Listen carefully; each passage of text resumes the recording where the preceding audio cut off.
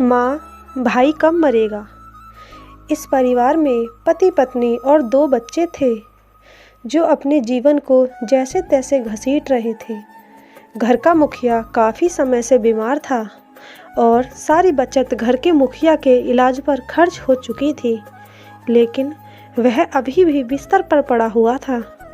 आखिर बच्चे एक दिन इसी हालत में अनाथ हो गए। प्रथा के अनुसार 3 दिनों तक आस पड़ोस से खाना आया और चौथे दिन भी पीड़ित परिवार भोजन की राह देख रहा था, लेकिन लोग अपने अपने काम में व्यस्त हो गए थे। किसी ने इस घर की तरफ ध्यान नहीं दिया। सामने वाले घर की चिमनी से निकलने वाले धुएं को देखने के लिए बच्चे अक्सर बाहर निकल जाते और वह सोचते उनके लिए खाना बन रहा है।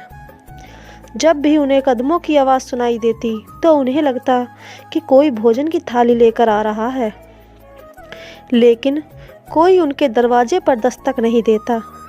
आखिर माँ तो माँ होती है। उसने घर से रोटी के कुछ सूखे टुकड़े ढूंढे और उन टुकड़ों से बच्चों को बहला फुसलाकर सुला दिया। अगले दिन फिर भूख सामने थी। घर में क्या था जो बिक जाता।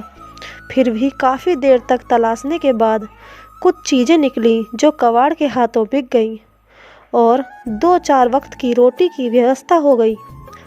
जब वह पैसे भी समाप्त हो गए तो फिर से खाने के लाले पड़ गए। भूखे बच्चों का चेहरा माँ से देखा नहीं गया। 7 दिन की विधवा माँ ने अपने आप को एक बड़ी सी चादर में लपेटा और पड़ोस की दुकान पर जाकर खड़ी हो गई, लेकिन दुकानदार ने कुछ नहीं दिया और ऊपर से 2-4 बातें भी सुनाई और उसे खाली हाथ घर लौटना पड़ा। एक तरफ पिता के बिछड़ने का गम और ऊपर से लगातार भूख के कारण 8 साल के बेटे की हिम्मत हार गई और वह बुखार के कारण बिस्तर पर पड़ा था। खाने को खाना नहीं था तो दवा कहाँ से आएगी। बुखार से तड़प रहे बेटे के सिर पर माँ पानी की पट्टियाँ लगा रही थी, जबकि 5 वर्षीय बहन अपने नन्हे हाथों से भाई के पैर दबा रही थी। अचानक वह उठी, अपनी माँ के पास आई, उसके कान में बोली, अम्मा, भाई कब मरेगा। यह सुनकर मानो माँ के दिल में खंजर लग गया। उसने उसे अपने सीने से लगा लिया और पूछा, मेरी बेटी, तुम क्या कह रही हो। लड़की मासूमियत से बोली, हाँ माँ, भाई मरेगा तो खाना आएगा ना।